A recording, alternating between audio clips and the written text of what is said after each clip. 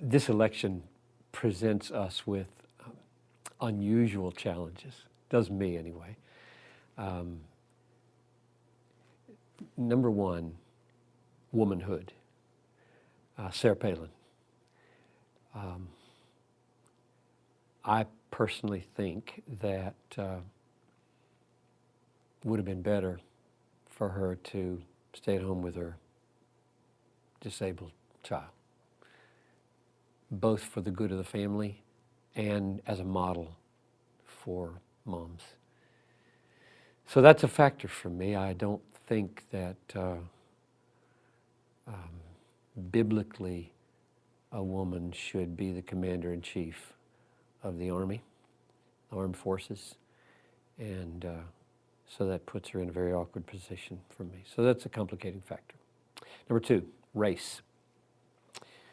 Barack Obama was the first African American to ever run for president, and everything inside of me says, what a thrilling thing to have an African American president. And I'm sure that's driving a lot of people like me who look at the horrors of racism and the history of slavery and say, amazing. A golden moment, right? Golden opportunity. To have an African American president would be a thrilling thing. So that's a complicating factor. A third one is abortion. Abortion is an evil, the scope of which and the depths of which very few people in our culture feel. The magnitude of it is just horrific. It's tied in with the race piece.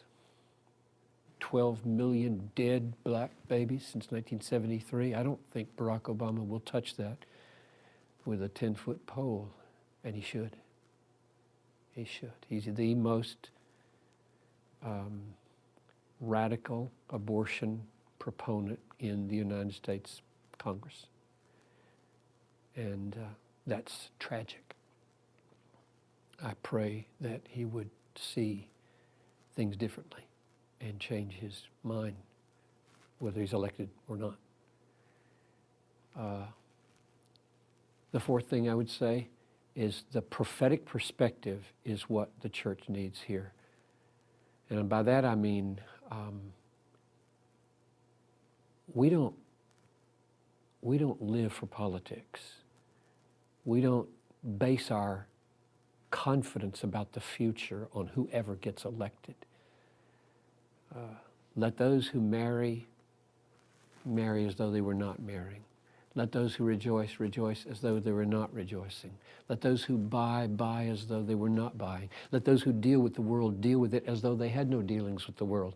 That's 1 Corinthians 7. And I just stick in, let those who vote or do politics do it as though they were not doing it, which means there's a kind of engagement that is not all-consuming.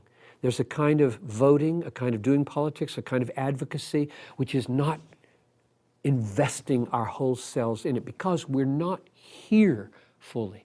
We have a foot in heaven and a foot on the earth. We are citizens of two kingdoms. This is not our main home. This world is passing away. It says that in 1 Corinthians 7, says it again in 1 John chapter 2, verse 15. The world is passing away and the lusts of it, but those who do the will of God abide forever. So we know this system is disappearing, and therefore we shouldn't be so worked up about our opponent getting elected that it's going to undo our life.